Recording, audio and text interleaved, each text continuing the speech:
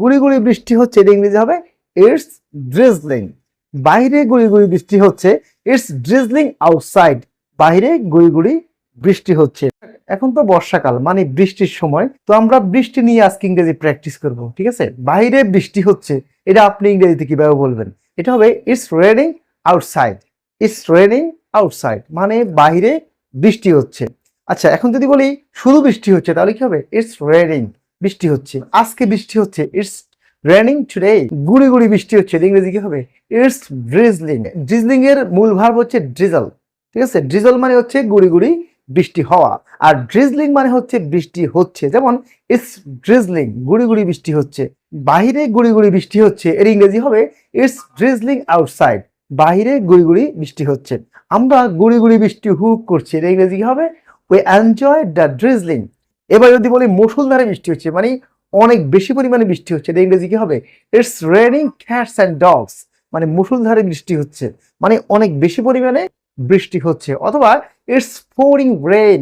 It's pouring rain মানে মুষলধারে বৃষ্টি হচ্ছে অথবা অনেক বেশি পরিমাণে বৃষ্টি হচ্ছে। এবার আমি যদি এবার বলি যে ইটস রেনিং হ্যাভিলি, অনেক বেশি বৃষ্টি হচ্ছে, এভাবে বলা যায় ইটস রেনিং হ্যাভিলি, অনেক বেশি পরিমাণে বৃষ্টি হচ্ছে। এবার যদি আমি একটু বড় বাক্য প্র্যাকটিস করি, যেমন আজকে আমি স্কুলে যেতে পারবো না কারণ বাইরে অনেক বেশি পরিমাণে বৃষ্টি হচ্ছে, বা বাইরে মুষলধারে বৃষ্টি হচ্ছে। এই পুরো কথাটা আমরা ইংরেজিতে কিভাবে বলবো? Today I can't go to school because it's pouring rain outside. আজকে আমি স্কুলে যেতে পারবো না কারণ বাইরে প্রচুর পরিমাণে বৃষ্টি হচ্ছে অথবা বাইরে মুষলধারে বৃষ্টি হচ্ছে।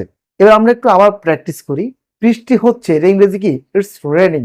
বাইরে বৃষ্টি হচ্ছে, ইটস রেনিং আউটসাইড। বাইরে বৃষ্টি হচ্ছে। গুড়ি গুড়ি বৃষ্টি হচ্ছে, এর ইংরেজি হবে ইটস ড্রিজলিং। বাইরে গুড়ি গুড়ি বৃষ্টি হচ্ছে, ইটস ড্রিজলিং আউটসাইড।